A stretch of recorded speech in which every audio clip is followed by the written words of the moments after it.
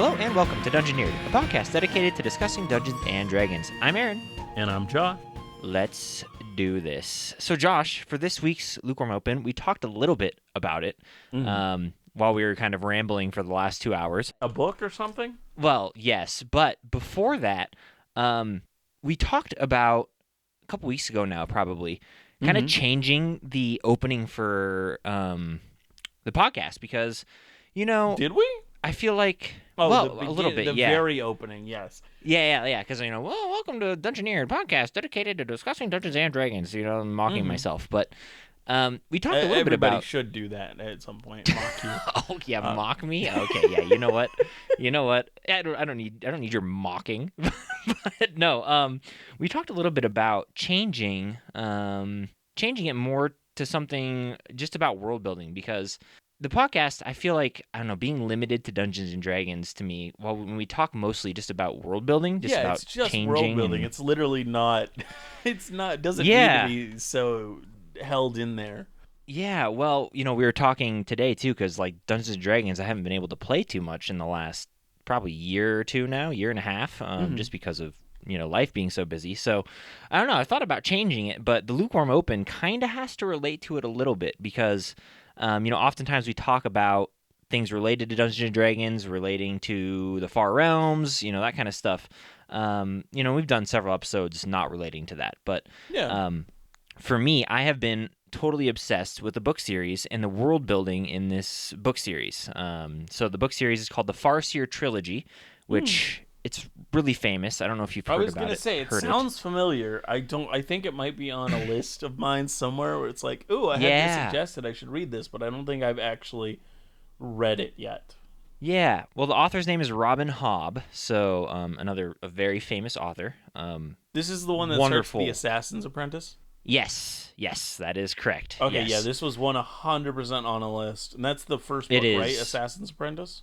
Yes, it's super good. I highly, highly recommend it, especially if you're into feudal societies, if you're into, politics of lords and ladies and things like that. I would highly recommend it because there's a little bit into it. At least as of right now, it is the first book is free on Audible. Oh, well, you should listen to it because it's amazing. I added it to library and I'm downloading it as we speak. It's really good. But I've been reading it as often as I have free time, pretty much, whenever I get the chance. So I walk my dog every day for an hour to an hour and a half, depending, sometimes more. I have a very energetic husky, and walking him all the time is his favorite thing in the whole world. So, but during that time, I pretty much listen to this series exclusively, and then whenever I can find a time away from school, I'm listening to this book or reading this book. I have both. I have physical and audiobook. But the premise of the book is essentially this young kid is being raised to be an assassin for the king, and a bunch of stuff goes wrong. I don't want to spoil it too much because there's major spoilers if I continue down the road, but essentially just a bunch of stuff goes wrong. He ends up separated from his royal family and ends up on this vendetta. But the underlying story, which I haven't fully gotten into, and I'm on the last book of the trilogy, so I'm assuming it probably continues into the other... They've written a million different books, so I'm assuming it continues there. But the underlying little story that's been happening, well, it's a major theme, is the coast is being raided by what's called the Red Ship Raiders. And the coast of the Six Duchies, which is what the nation is called, is being constantly plagued and raided. And previously, their country used to only be raided from spring to summer months. When the weather was warm, it's easy to sail. But these raids have been coming further and further into the winter. And so part of the plot line is, first of all, figuring out how they're able to cross the seas in the winter and raid villages and towns even in the middle of winter. But when they do raid the villages, they've been turning people into mindless beings, and they call it forged. You're forged. They forged the mental... I don't know. They forge mindless? They like zombies? They turn you mindless. Yeah, and so you're not a zombie, but you essentially... you lose all control of your mental faculties. So you like attack people on sight. There's a subplot of this thing called the wit, where the main character can kind of, and everyone who has the blood of this old line can sense animals and living beings, and the wit doesn't trigger, so he can't sense these creatures either. So they're extra dangerous to him because he's so used to sensing people and things around him. But when he can't sense them, it kind of messes with him because they don't trigger on his living being senses. A really lame way to describe it, but anyways, I don't know how this happens, but essentially the red ships come, they raid, they destroy a village, they take people prisoner, and then they release them back into their lands as these forged ones, and they pretty much just go and kill and destroy stuff mindlessly. Do we know what benefit this gives them? We don't. No, not yet. Outside of further damaging the Six Duchies, which is the country the main story takes place on, because the red ships are pretty much trying to take it over right now. It's no longer just raids. It's now like they're trying to take over the coastal duchies. So it's a really fascinating to me topic because I don't really know what's going on with it, and the author has kept it very secret. You don't really know too much what's going on. The main character is killed some forged ones. They've tried to figure stuff out, but ultimately haven't really been able to figure anything out. And so I kind of wanted to talk a little bit about making our own, turning this and making it our own in a world or in a whether it's a D&D or not. How would you do something like this in a D&D setting or in a world building setting? Because for me, I feel like it's really easy, especially in D&D, to do this really wrong, because it's fun for players to solve mysteries, but when you feel like you're helpless and you can't figure out what's going on, because it's like ravaging the whole nation. Yeah, I'm just curious. Throwing something like something ravaging the whole nation is hard to throw at an early level party, but like if you like connect them to the nation, or like make them some sort of like knight errants or something like that gives them the connection to like, okay, it's our job to figure this out, not overwhelm them. But I think for me, what I kind of wanted to talk about is what would you have? What would these people be doing to these individuals? Because I have no idea. So I kind of wanted to discuss like, what do you think is going on? I know you haven't read the book, but essentially they raid this village, they take over people, and then these people come back as like mindless beings that attack. And I get the idea of like, for the rest of this time I'll just think of them as zombies. Yeah. I get the idea of going in, raiding, taking everything they have, and then leaving the place as zombies, and just to ravage the other towns. And like, that is a really good way of damaging the other nation with losing the least amount of your own people.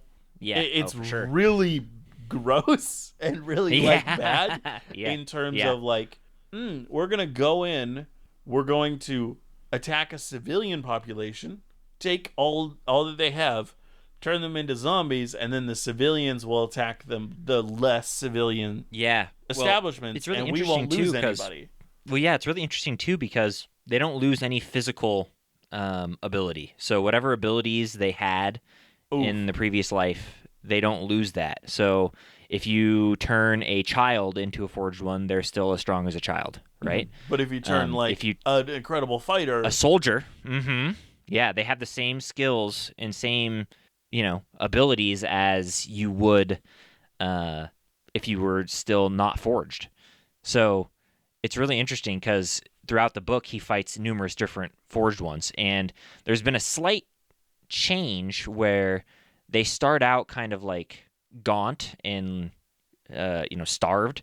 But as time has gone on, I don't know if they've gotten smarter or if it's just the author's way of describing, they've been stealing more or pillaging more, but they've lost that kind of attribute. And then as you would probably think typically too, they don't feel pain as much either, so you can like stab them and and they don't feel as much pain, but they still die from that kind of wound.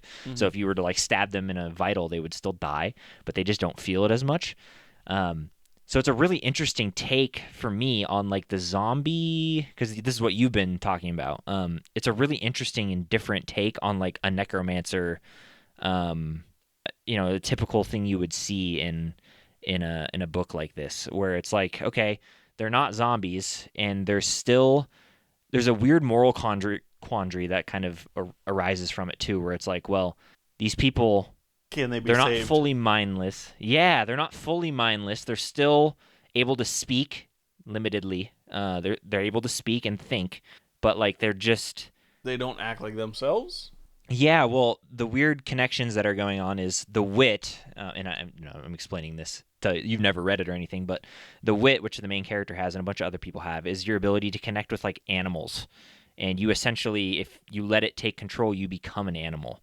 So I don't know if it's a play off of that, because the main character, like, well, he has a wolf and he has a dog throughout the whole story. He changes different animals that he bonds with, because you form this like connection. You can speak with them and talk with them, and if you bond too much with this animal, you can become like that animal, where like you only think of survival. You only think of hunting and eating. You only think of, napping at, in the sun, right? Like you're very stuck in the present. So I don't know if it's something that's, it's kind of like the opposite of or tied into that, but it's a Mm-hmm. really interesting take on the zombie plague, uh, you know, trope that is often played. And I think it'd be really interesting in a D&D setting, because, and here's why, um, because you could have spellcasters, you can have classes, you can have battle master fighters, you can Mm-hmm. have all sorts of cool things in D&D combat with this kind of More interesting undead. yeah. It's not well, an A too. They're not going to be weak to 3/4 of your party, because every every single class seems to be good against undead, just clerics and Yeah. paladins. But I think it's a really interesting take. I think what I would make it be if I wanted to use this for my world, I would I think it would be too easy to go the route of their like it would be too easy to do the route of, oh, they're making zombies to attack the nation. I would make it where it's more of like a spiritual thing. It's like a religious thing. And So what do you mean? Like what they're doing is they're taking the souls of these people. So these forged are people without souls, interesting. and it kind Okay. of strips them of their partially of their sentience when they do that. And so I I don't know where I'd want to take this, or like what this group would actually be trying to do, but I think they're gathering souls for something. And so they're purely attacking the people who they think they can get away with. So what I would do is I would have them, one, not be associated with a certain nation, but they would go on the border between two different nations and attack both of them. So one thinks that it's the other nation, the other one thinks it's the other nation, and they're just like only attacking places where they don't think they'll get caught. Yeah. Yeah, it's I don't know, it's just such a I think it fits the D&D mold so well, Yeah. because you don't have to be limited to, a zombie or a skeleton, which you can obviously change. You can obviously homebrew and change, but it just fits the class stereotypes so well, because you can have basic farmers fighting as these forged ones. You can have, the wizard of the academy, right? It's just fits really well in that scheme. And I don't know, fitting it into a D&D world, you talked about taking away souls, which could be interesting. I like that idea. Um, I don't know, the reasoning for it. You said like harbingering or keeping souls for some purpose. There's a part of me that likes the idea of taking the souls for no purpose. I don't know if that makes sense, other than just to have these mindless entities. Um, I don't know in the book, something that you'd have to ask too is, I don't know in the book if they have control of these entities, or if they're just roaming on their own, because it seems like they're just roaming. It doesn't seem like the Red Raiders have any control of these people. Um, they're attracted to certain so like when the main character uses the wit, which is that sense with his animal when he talks and stuff, they're attracted to that. So like I don't know, you know you could play with stuff like that as well, which would be really fun. Um, I love the idea of they're attracted to like magic. So if maybe if you played with the idea of they removed all magical essence from a person, that makes them go mindless. Could be a really interesting take to play. And then they would be attracted to magic. So anytime somebody would cast a spell, if there was those creatures in the area, they would be attracted to it. Isn't there a creature in D&D that does that too? That's attracted to magic when you cast a spell. Well, so there, I think there's like an affected version of like a beholder that is. I can't remember which type it is, but then I also think I mean there is one that's not in fifth edition. I'm not gonna remember their name right now. It's this group of creatures that actually attacked that like super ancient society in D&D, Netheril. Um, their whole thing was that Netheril was like the most advanced magic society, and so the one thing Yeah. that could destroy them was these people that eat magic. Yes, that's what I was thinking of. Yeah, that's what I was thinking of. So eating the magical essence of people, that could also be a way that they turn into these forged. Yeah, my other thought was if you went the soul route, you could kind of do a play on like divine magic. So if you had clerics and they cast a cleric spell because they're robbed of all divine nature, like their soul is all gone, they're attracted to the divine nature of those spells. Mm. So, or like if you tried to use turn undead or whatever, it would actually draw them to you instead of turn them away. That Be would be really fun and interesting. horrifying, and Yeah, I could know. lead to a TBK in the wrong situation. Yeah, but it would just be fun because like, clerics they jump into these situations with undead and they're like, bam, turn undead, they're all gone. But Yeah, say they cast turn undead and instead they get mobbed by six, like every creature and stops fighting whatever they're fighting and just runs towards them. yeah. Would be really interesting in a combat scenario. But um anyways, that was kind of my lukewarm open. I'm just very fascinated by this whole idea of forged ones, these like mindless entities, because it's a good side mystery. Yeah. It's gonna be a main point in the book, but the way the author has kind of worked around it and worked with it has been really, really well done. Mm-hmm. So I wanted to talk a little bit about it. Well, let us get into the topic before we go too long on this. Yeah, let's do it. Now, I've been introduced to a bunch of new places and people when learning about the Forgotten Realms. Sadly, a lot of them don't have like massive amounts written on them, and I couldn't find a lot of details unless I went and read like a book that it appeared in. So, with the limited access I have and limited time where I can't read all these books, sometimes I have to just give up on leads where I'm like, ooh, that looks like a really interesting person, but I just can't find out enough about them. Well, occasionally what I'll do when I find one of these is I'll just start like looking back, looking broader and broader and broader until I find one topic related to this person that I can do a topic on. And that is how I got to this city that we are going to talk about today, the city of Sshamath, or the city of dark weaving. The Now, City of Dark Weaving. Ooh. yeah, Sshamath is a drow city in the Underdark. Oh, okay. Okay, that makes sense to me. But it is a weird, almost countercultural drow city. This city was established by a house of the same name, Sshamath, and it was a classically ran Lolth-oriented drow city. So it was a classic drow city when it started, and it remained that way for around 2,000 years. The matron mothers of the city had a surprisingly large number of male children, which was unheard of in drow culture. Oh, uh-oh. Drows are a matriarchal society and has distinct lines of how it sees each gender and where they should be in society. Men were seen as far less and couldn't go into most governmental or religious positions, and in positions they were in, more likely than not, they were stuck to the lower levels of those areas that they went into.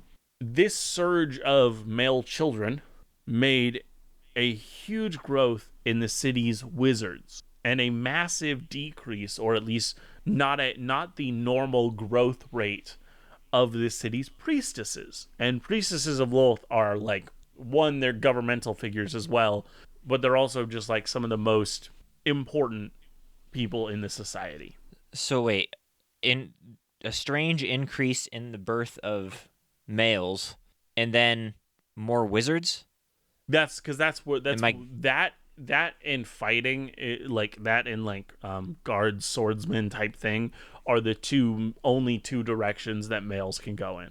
They can be okay, wizards, so it's not or because they can be fighters, and that's it. it's not because men are like more naturally gifted as wizards in the society, but it's because that's no. one of the only ways they can go. There are women or everybody else that's not male that can be Got it.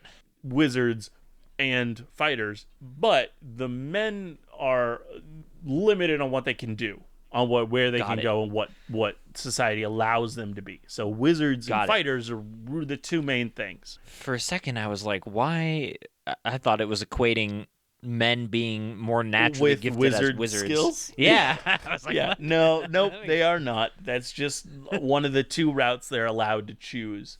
And even in those, they are like the lower rungs. They're not considered the best of the best. There are a few like situations where it's like, okay, nobody can like deny that this male drow is the best fighter in the city. Like there's well-known ones. I'm blanking on his name right now, but I think we talked about one in the past, didn't we? I think we did. I am not sure if we did. I know. So there's one of the most well-known drow in the lore is Driftstorden, written by R.A. Salvatore. And the guy who trained him, who he didn't realize at the time was his father, was this drow fighter who was known as the greatest fighter in Menzoberranzan, in like the main drow city. He was the greatest fighter in the whole city. But that's uncommon. It is not. You have to like. It has to be a position that you could like. You literally, people cannot deny that you are the best. Yeah. So with this increase of wizards and the surprisingly safe area of the Underdark that Sshamath was built in. Wow, you don't hear that statement very much. Safe and Underdark. That's true. It's true. The wizards began to plunder ruins of lost societies that were nearby. They found many magic items and even duplicated many of them. So what they would do is they'd find like ancient artifacts and things, and then they had the ability with their like skill levels and with all these wizards to just like create a duplicate. With their version. literal manpower. That was a terrible joke. I guess. That was terrible. I guess. They found many magical artifacts and even duplicated many of them. This increased the power of the wizards in the city. Okay, I'm going to have to stop you. My mind, it would be really cool if this was just like a Chad city. Like everybody was just himbo, Everybody was into lifting. Hold on. They were all just... wait. Wait a minute. Is it actually? Because now, you're gonna... not only was there an excess of wizards in the city, but also, as I said previously, a lack of priestesses, as there weren't enough women being born to go into that role in this society. In the end, the wizards rebelled. This was a civil war, which didn't last that long, as they killed all of the house matriarchs and instead had each house ruled by wizards. This is the first drow city in the Underdark that changed from its normal theocracy to a magocracy. The city became ruled by an oligarchy of representatives from each of the 8 schools of magic. Ooh. And one extra representative that would be for the kind of uncommon or non-specialized arts of magic. What are those? They had a list of them. I didn't think it was as important to put it in, so I did not include it. Slacking on the job, Josh. Slacking on the job. I can pull it up here right now. Slacking on the job. I expect the best. This is a professional podcast, after all. Sure. That's what we'll go with. So the ones that they called them, so they said one who was elected from among the more esoteric arcane practitioners, elemental savants, deep diviners, etc. I don't know what Oh, elemental savants or deep so they diviners don't are. even know. They don't even know. That's pretty much what that told Well, me. one of the You're ones off the that, hook. that I do know that would have been considered under these non-specialized arts is wielders of the shadow weave. Oh, Do you remember the okay. shadow Well, weave?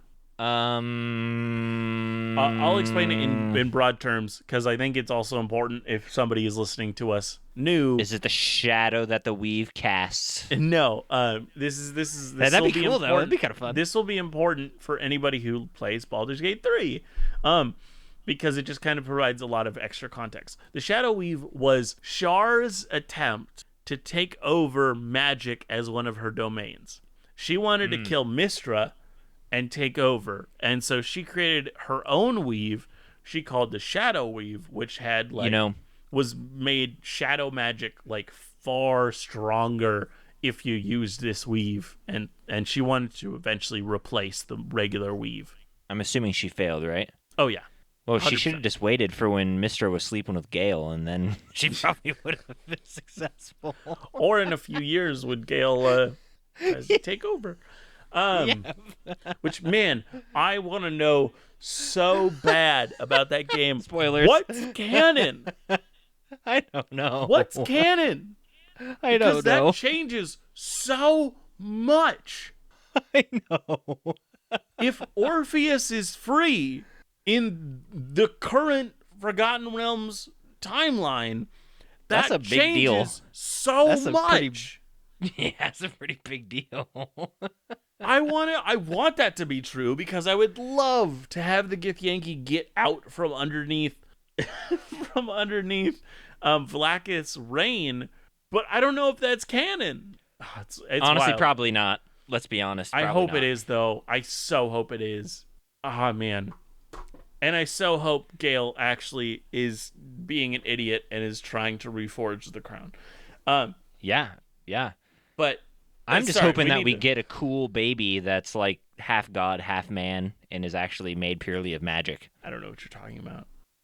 It's okay. It's okay. You know, we have so many mythologies. You can call it a boss baby, but so no. well, as I said, one of the other things that boss baby, as one of the types of arts that would be under that uncommon or non-specialized arts is shadow weave practitioner, which are all worshippers of Shar.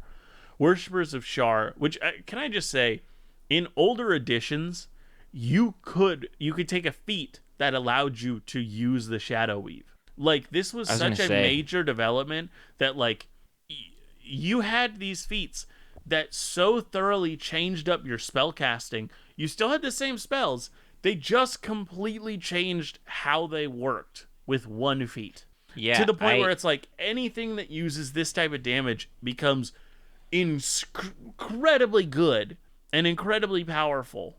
It would actually be really fun to me to play a character who is using the shadow weave and they're not allowed to. Does that make sense? Mm-hmm. So like, you would not be allowed to. I think it's actually broken right now. Like, it doesn't exist anymore. The shadow weave, like, it was fully dismantled. But if you kept it as like a thing, or like maybe it was like a little remnant of it was left and you're tapping into it, would be so cool. Yeah, it makes me want to make multiple different weaves of magic in like any world. In what, like, some of them are controlled by, one singular god, and if you're tapped into that magic and you're not supposed to be, you're essentially stealing their magic, and it'd be really, really interesting to play a character who's in trouble with a god because you're stealing their magic. Man, there's a lot of fun. This is why I like Forgotten Realms. There's a lot of like it'd be really stuff fun. Like this that just gets my mind going about like, oh man, that'd be so now cool. It's like, well, I want to build something similar. Oh, I want to change that a bit. But so these worshippers of Shar tried to get the city to accept the shadow weave and shadow magic as its own school of magic. And they wanted representation on the council. So they wanted to make it the 9 schools of magic, adding shadow magic as its own type. So the council would be a council of 10.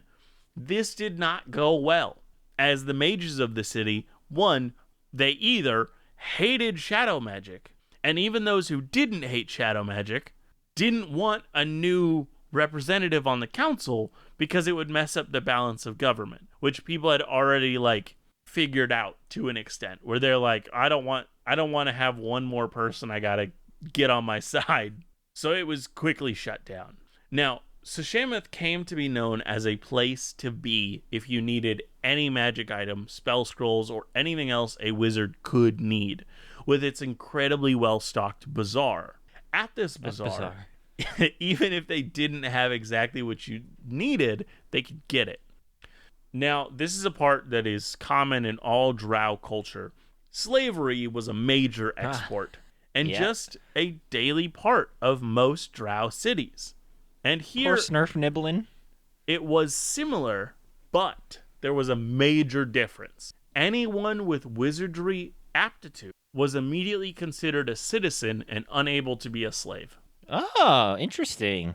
Because of this, this was the only Drow city in the Underdark that had a ghetto full of people and monsters that are treated as slaves everywhere else in the Underdark.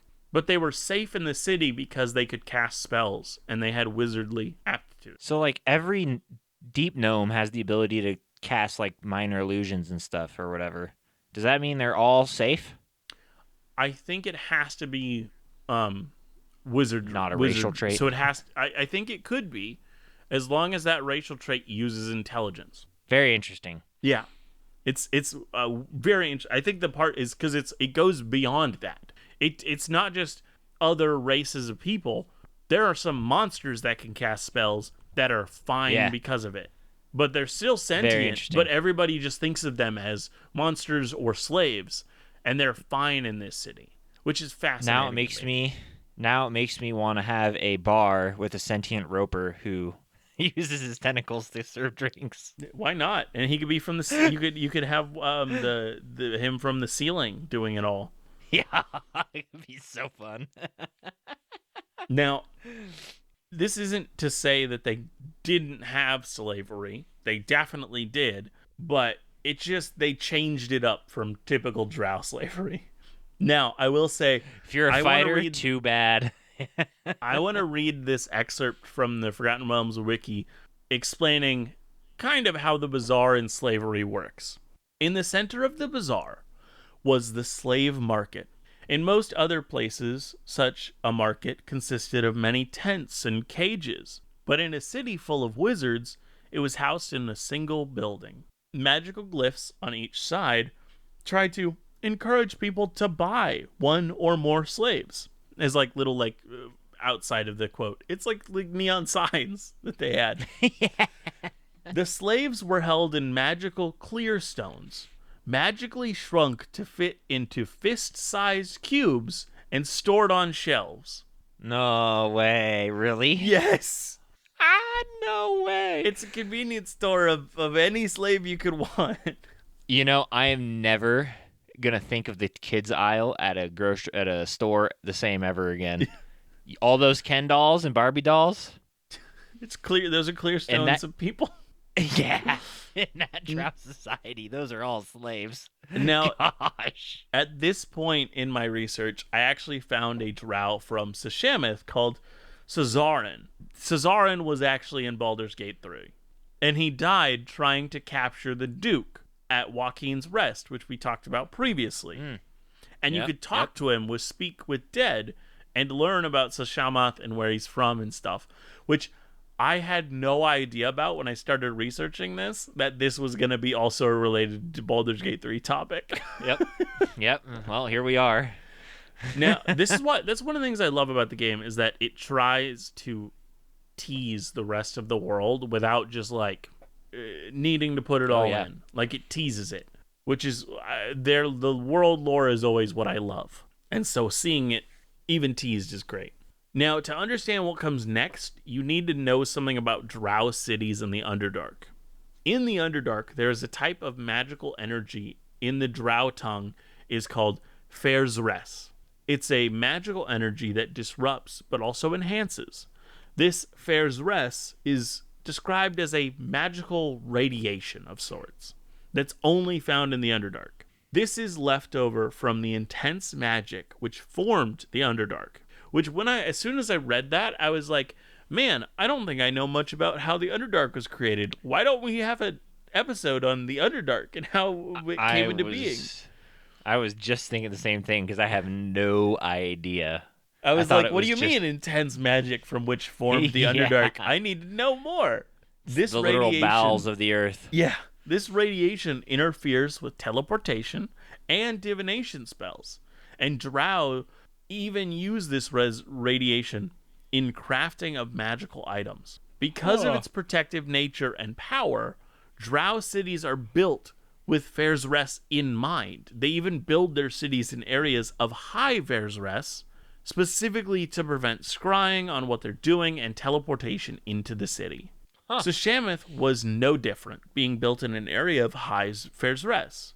But after this nearly 2,000 year time, where all this upheaval happened with the wizards and whatnot, the fair's rest started to fluctuate until 5 years later, the fair's rest disappears and the city becomes incredibly weakened without its protection. Now, based on all the wizardry and magic item things that they actually do in this city, I think you can see how this would be pretty devastating to this city.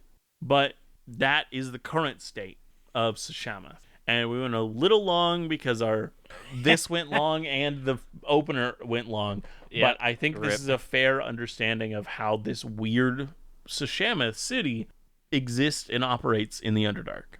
Okay, now there are two places my mind immediately went when we talked about a wizard city, and I don't know if this is silly or if it could be cool or if I like where this is going, but my mind immediately went to, man, how do I even word this? My mind immediately went to like a kid playing outside or like picking an apple from a tree, and there's this like intense rumbling in the ground, and then the ground begins to cave and collapse as the kid kind of runs away from it, and emerging from the ground is this like city. And it's some sort of like we talked about in the opening raid, where like out of this city comes a ton of soldiers as they raid into this town and attack this town as some kind of strange, I don't know, but that's the first place my mind went, where like this So it's a underground moving city that could pop up and people raid from it. Yeah, like it bursts instead of like the sea, like a traditional Viking raid, like it opens up from the ground and pushes its way through, and then What if it's different than that? What if we make okay? What if we take both the beginning thing as you were saying, what are lukewarm open and this, and combine them and make it the big bad evil guys of the campaign.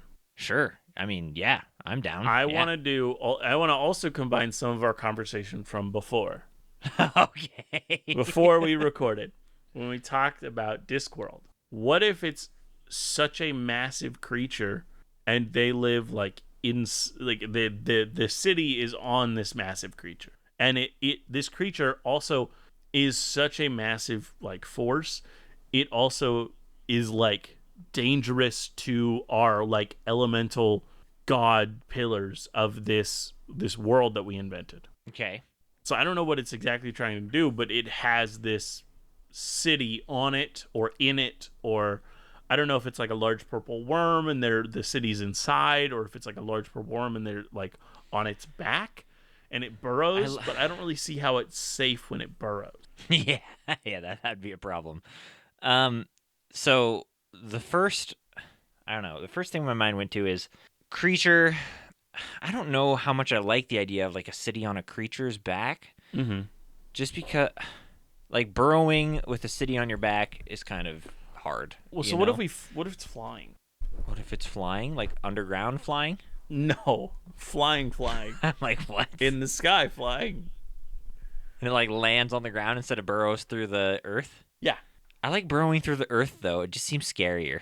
it is. You know? That's like why I was can thinking you it just might be picture like this inside of it. massive chasm opening up and like earth crumbling and falling down, and then this city emerges and all these creatures come spilling and running out of it into the city and attacking? Can I tell you what originally came to my mind? Okay. A horrifying tentacle monster that's massive, but it's like a roper. I mean, I love tentacle monsters. What if it's like a roper that like, but it crawls through the earth? I don't know. For some reason, like a creature just seems. I don't know. I like that. Not a fan I of it. like that idea. I do, but I don't. I just don't know how I'm I would sorry. make Hold it. on. I just looked up a roper, and it came up. There's so many different types of ropers. What? There's Prismatic more than one roper, type of roper. mirror roper. What is a mirror roper? There's more than one type of roper. I thought it was just one roper. The goofy looking Prismatic ones. ropers were bizarre aberrations that loosely resembled true ropers. Oh, you got a roper civil war going on now? Oh, Miro Roper is just a human with her last name Roper. Stupid. Nobody cares about you. Oh no. I don't know. Like I like the idea of it being on a creature, but I Mhm. don't. We don't have to. We don't have to. We could do something else. But it was just an Well, like idea. I guess my thought was like if it burrowed, it would burrow enough room for the city to travel through it, See, I or was the thinking city like just has something some with sort of like a magical large bubble head. on it that just like protects it. You know? What about like a Um, Triceratops? Like it has that well, large that's frill, and it's like, what if they were built behind a frill like that? yeah. So my thought was some sort of like large titan, right? Like I think Boule. Critical Role messed around with it, but um some sort of large titan that moves through the earth. And I like the idea of it like I don't know, the antithesis of these pillars. I like the idea of something like that where it's either trying to harm the pillars or It can like I don't know cuz we have damage them if it hits them, but it's not like going for them, and it's like a side consequence. I don't know. Yeah, I like that, but I love the idea of the city emerging from the ground. It raids, it attacks, and it takes people into the city with them and turns them into how we were talking about forged ones. Um, I think that's horrific. that is horrifying, and I think that is so interesting. Um, Do you think it's the thing that absorbs the soul, or absorbs the magic, or however we're gonna do that? ooh, because weren't we Like, talking about? because maybe it's like it arrives, and then the like people have to do this ritual, and this is the thing that's absorbing it all. Which now I'm thinking like Mm, Naruto with the ten tails, mm. where it's like not as Well, powerful, and they're trying to like fully awaken it. okay, okay. So we talked a lot about how people have to like to become a god, you have to like attach your soul to this one of these pillars, right? And then you ascend if it's successful, right? Mm-hmm. So I like this idea of like a reverse role, which you talked about in the cult, like the lukewarm opening, where um it's like reversing. There's inherent power or whatever within the soul, which is why you're able to ascend if you connect to the pillar. Mm-hmm. So it's like harnessing as many souls as it can to like reverse I don't know, reverse ascend to become like a god or powerful. I like that idea. Um, maybe not even a god, just to gain strength, I mean, and then what if it's ultimately, someone trying to kill a god? or Like what if somebody it's has a yeah, or what vendetta if against somebody who ascended, and this is the only solution. well, yeah, I mean, or what if like I don't know. Now I'm playing around. Now I'm going into weird conspiracy theories in my own world. But what if like the process of capturing and storing a soul is the way to like deascend the gods. So like it's a reverse. Like if you brought all of those souls to the pillar, you would like collapse it and break it, and then the gods would come falling down because they no longer are ascended. Mm. So what? Okay. So you want to? I don't know what I want. Well, That's no, but I mean, so like it will have the power to destroy these pillars, and if it does, yeah, it unascends the people who used it. yeah, yeah. So each god's Why doesn't it do pantheon that rotates. immediately? What is it? What does it need? What is it waiting Well, on? I think there's a couple things. I think one, I don't think this creature. My first thought is I don't think this creature really cares, but it can be harnessed to do so, Yeah, I agree with that. right? So that's where a big bad evil guy comes in, right? Mm-hmm. They can or are trying to take control of whatever this creature is. And it kind of ties into our soul concept that we had at the very beginning of this season of capturing or stealing or taking souls. So I think like the big bad evil guy is trying to figure out how to harness this creature, this titan or whatever, and use it to their benefit, Mm-hmm. possibly. Um, but I think the city itself. Well, now here's another. I mean, gosh, man, my brain. Here's like what is this city? Is this I think it's an all of ancient these city. like? I Is think this I think there's not as many like. I think honestly, as soon as you started describing stuff, my brain immediately went to, what if the first time the party sees this creature, it sees it attack, this individual has no control over it, and they're like on it, but they're like trying to figure out how to control it, and like hmm? maybe he has like a small group that's on this like ancient city that was on its back, and they're trying to figure out how this all works. I love the idea of heck, even an opening encounter of the party's in a town. You know, you do a classic start. They make their way to their first town. In their first town, they can see as they're like coming across the hills. You know, it the earth open up before it as Mm. this like city emerges and these creatures come and attack it. And maybe, their first encounter is fighting some, of these, I mean, for lack of a better word, which I'm pretty much just stealing from this book, forged ones. I'd figure out a different name and change stuff, but maybe some weak, low level encounters Yeah. would be really interesting. And Yeah, some affected farmers and stuff. So it was just supposed to yeah, be a small town that like this was yeah. a trial run with this thing. Now, here's my question. Okay, the city's inhabitants, are they exclusively these forged people? That's my first question. I don't think so. I don't think so either. I think it's a native Second, thing to have happen, and I think that they don't want it's something that they don't want to be affected with. okay, so I think the inhabitants of the city don't want to be forged ones, right? They don't want to Mm. be these people who are, they lose their souls and become Yeah. mindless. They don't want that, right? Um, they don't want that. Let me clarify. They don't want that for themselves.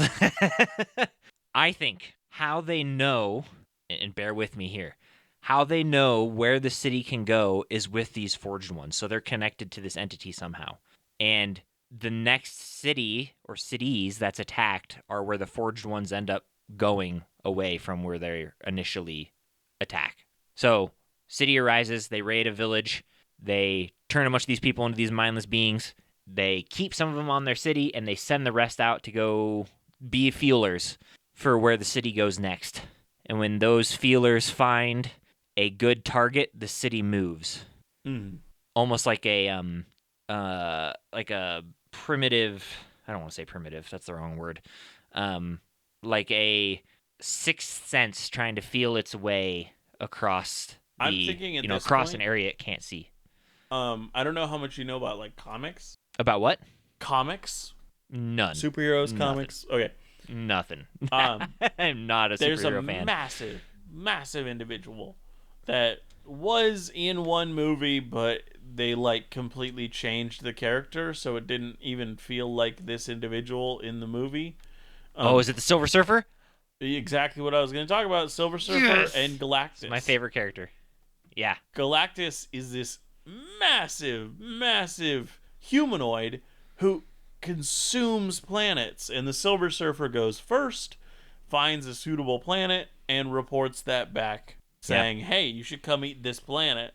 And so I'm imagining, honestly, like these things that get sent out, these feelers. I'm imagining them like boulets, like these land sharks that just kind of swim through the earth and like I don't know. I like the idea of them just being mindless people that just kind of roam. I mean that works And too. I do like that idea of like, and I don't think people above world don't know how this thing moves or what it does, right?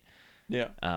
But these mindless ones are a sign of it, it's been near. And, you know, you could develop all sorts of fun little, like we've done before in the past of like little kids tales of, oh, if you see, out in the woods, you better run, like Mm-hmm. um because it will swallow you up from the earth, you know?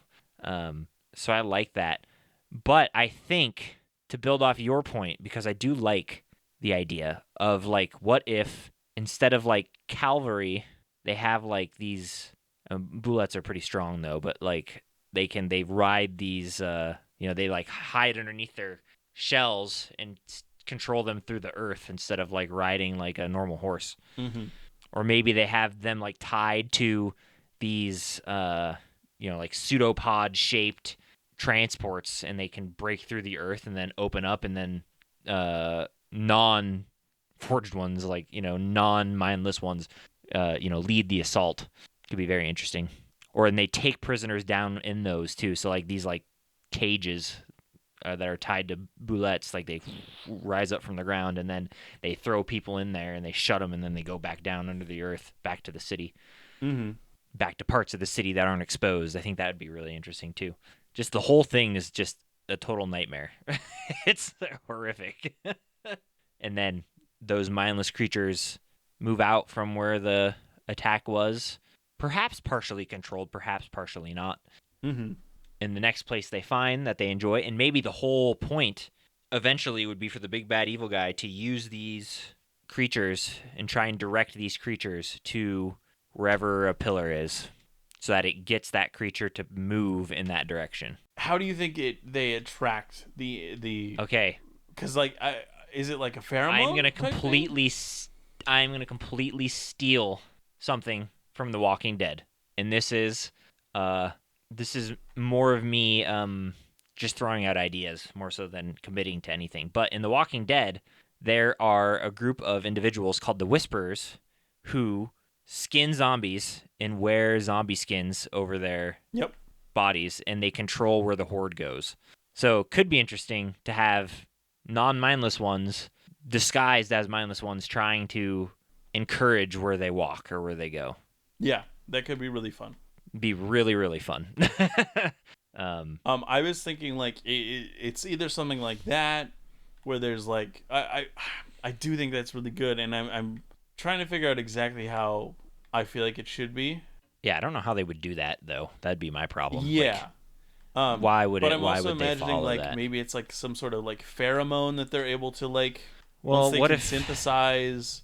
Because I think what if we build off an idea that we talked about in the cold open? What if, because this thing is anti-divine, they're casting, like, divine magic blasts or bursts? I don't know that. I like that a lot. To. I think what they have to do is it has to be, like, things of like incredible power, like, for divine power. So, like, I think they like, before they get introduced, the party gets introduced to these guys, they experience, like, oh, this church is being attacked. Oh, they're stealing this holy artifact. Like, but they don't know that it has anything to do with the full-on story of the campaign. But yeah, that's what so they have to use these things as, like, draws to get it to follow them. Yeah, I like that. And obviously we want it to be subtle, right? So no, like, giant divine explosions unless they're really trying to get it to move, But I like that. I think that's really interesting. Yeah, they have to gather a bunch of these holy hand grenades of Antioch to attract. Yep. So then, big bad evil guy. Okay, we've talked a little bit about him. We've tried to make him a little bit. How does he figure out about this Titan? Does he? Is he from this place? I'm gonna say let's try not to figure out too much about him. Let's save that for another episode where we can just focus on creating this individual. Yeah. I can't remember. Did we try to make him previously? I don't think so. I don't think, because I don't think we even had an idea of what the villain would be. Yeah. We talked about, like, some misuses of the pillar, but I don't think we talked about, like, who's the big bad. Yeah. I guess for everybody, for context, I got very sick for, like, a month, so we're kind of taking a big hop. Yeah, so. We did take a large break because he was very sick, unable to record, and so we have jumped in with it might have been 1 week for you guys, but it was a lot longer for us. Yeah. So, yeah, I mean, I think I think we take maybe even next episode to make this big bad evil guy how he discovered this place, or um, I mean, how does this place even exist? You were talking about an ancient city, like this Mm-hmm. just been this creature. Did somebody build this city on the back of this creature? Did the big bad evil guy I don't think build he. this creature? I don't think he built the city. I think he like is trying to like bring back Manipulate the it. city type thing. And my brain right now is saying, what if the original society who built this city on top of this creature? What if they didn't know it was on the back of a creature until it was too late? Yeah, or they didn't know it would like curse them, or like like Oh, they were the first ones to become this yeah, reforged. yep, yeah, something along those lines, or they were running from somebody or another group of people, or maybe um other thought that I had was like this might be a little bit tropey though, but like gods, like gods and their clerics ended up chasing these people who didn't worship them in some time, or didn't, or worshipped a god they didn't trust, and um, they ended up trying to flee to a place where gods couldn't go or didn't want to go. Um, that's one thought I had. The other thought was I do love the accidental. I built it on the back of a creature, not realizing the implications of such thing. Mm. Um, I think that's a very plausible thing as well, and maybe See, what like it I'm was some thinking, magical society. it was a clerical society. It was a divine society, and they just felt the Yeah. divine energy, and they're like, "We're gonna build here because there's all this divine energy right here." So then is this creature like a fallen god? Like, is this like a god that was cast out from the pillars? What if this is like what was created from like the excess creation energy that built the pillars? Like this was a freak accident. Well, then it makes me think: is it all the failed attempts to become gods that have like stewed into some horrific, horrible Titan monster? Like, what happens when Hmm. you fail to become a god and ascend? Do you just How about this? walk How about away? this? It is that, but it's that as in the when people fail, they get like crushed into dust, like they die. And so what happened was Is it some hell? some early on creature ate some of these remnants of people that failed ascension, and it And it's changed like, it. oh, gross. And so then it suddenly was like, ooh, this is like gourmet stuff. So then it started specifically seeking out any failed attempt, not knowing that's what it was eating. So we have some sort of golem from Lord of the Rings, but extreme. I mean, I was Like, thinking of it as always more of a monster, not a actually, you know what it reminds me of? Have you seen Spirited Away?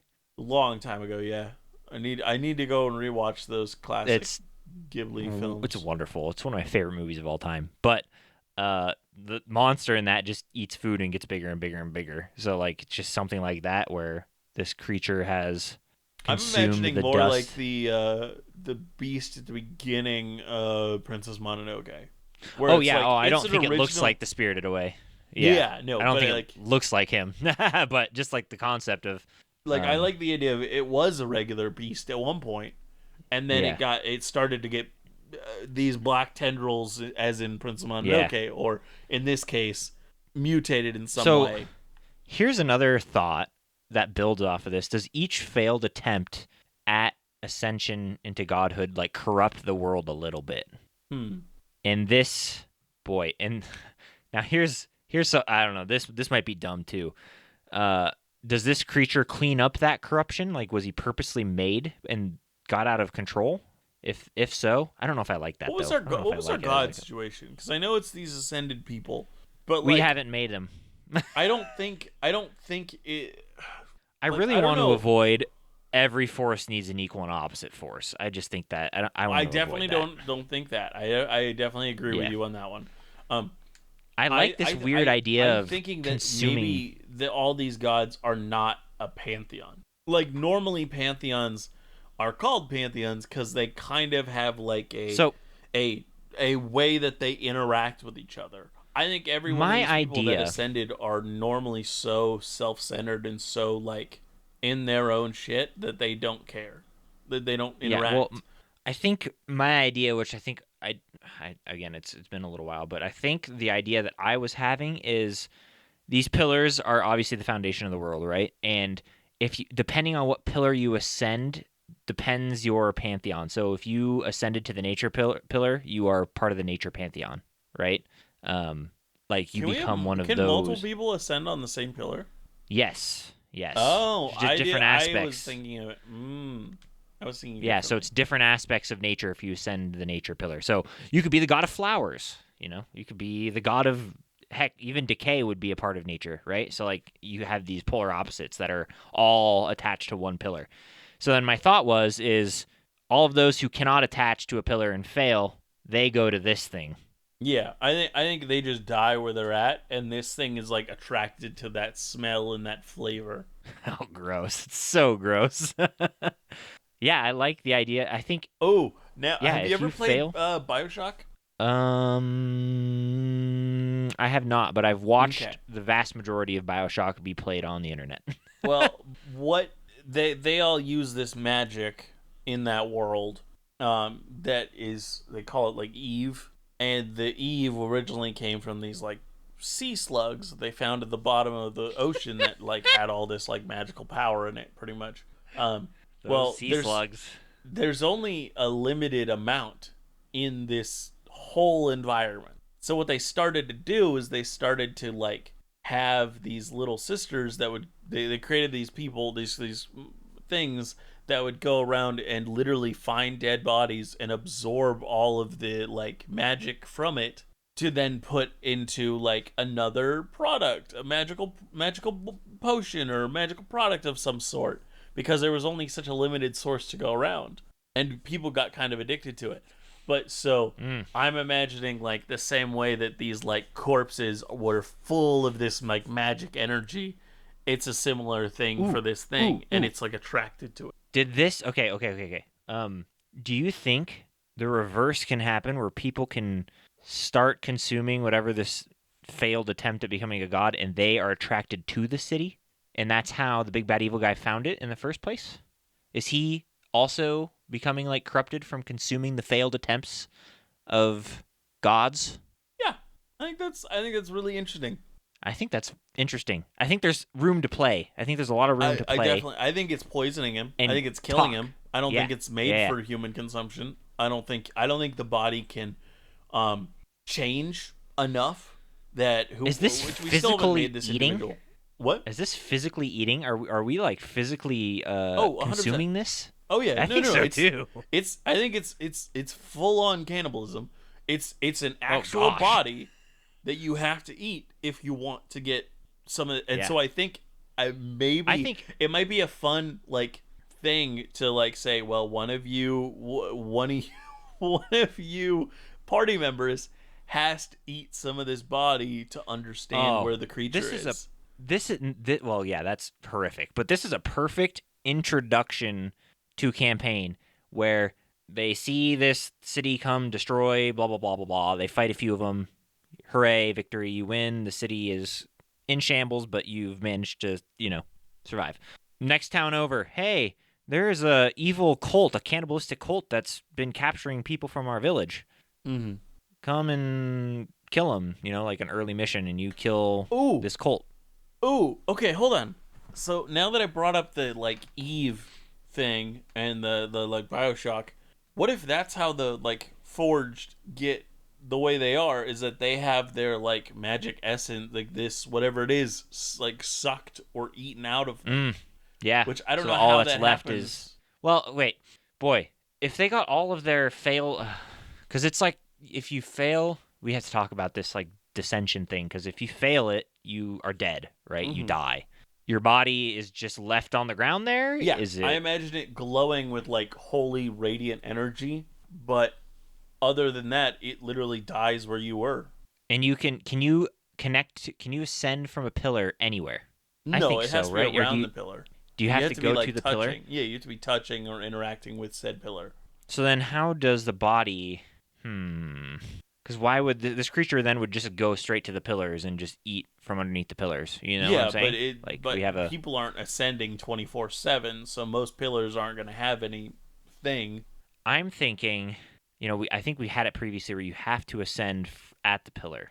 Yeah. But I'm thinking if you can find a way to connect to the pillar, you can ascend from anywhere. I think that's reasonable. I think you at least, as an ingredient of whatever this ascension is, you have to have a piece of the pillar. So at some point, even if it's not when you're ascending, you had to have gone there. Oh, you have to. It'd be interesting if you could like store the pillar. Like if you at least have to go there and harvest a piece of it or something. Yeah, like I'm I don't wanna say imagining, harvest, imagine a large tree. You have to take some bark type thing. and provide it as part of your ritual. Yeah. I think that's reasonable. Well, I think we've created something fairly fascinating.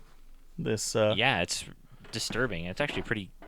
I really like it a lot. Yeah. Actually, it's very interesting. It's definitely made me a lot more intrigued about where we're gonna go with this world. Yeah, I'm very excited to see what we do. Took a really weird spin. It took a very us spin as well. It was very Yeah, us. True. Well, Oh. that was a pretty good episode. That is episode 106, which I don't remember if I've been saying what episode number they are, but I was probably wrong if I was saying them because I forgot about the one episode where we didn't do a topic and we just talked about Baldur's Gate 3. Oh yeah. Which, have I'm you so finished lost that in the game sauce at this point. What? Have you finished that game yet?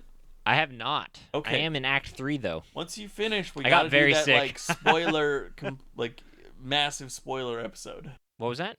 We got to do like a massive spoiler episode yeah. where we can just talk about Oh, like yeah. the ending and that kind of stuff. Oh yeah. Yep. Agreed. But I'm so lost in the sauce when it comes to what episode we're on. I don't even know. I don't know. We did something really nice that when we took a long break, we ended at episode 100, so it's pretty easy. Yeah, perfect. Well, thank you all for listening. This is, as I said, been episode 106. If you liked the episode or liked the episode we've done before, it really helps if you write a review on like Apple Podcasts and a few others that actually have ratings and reviews.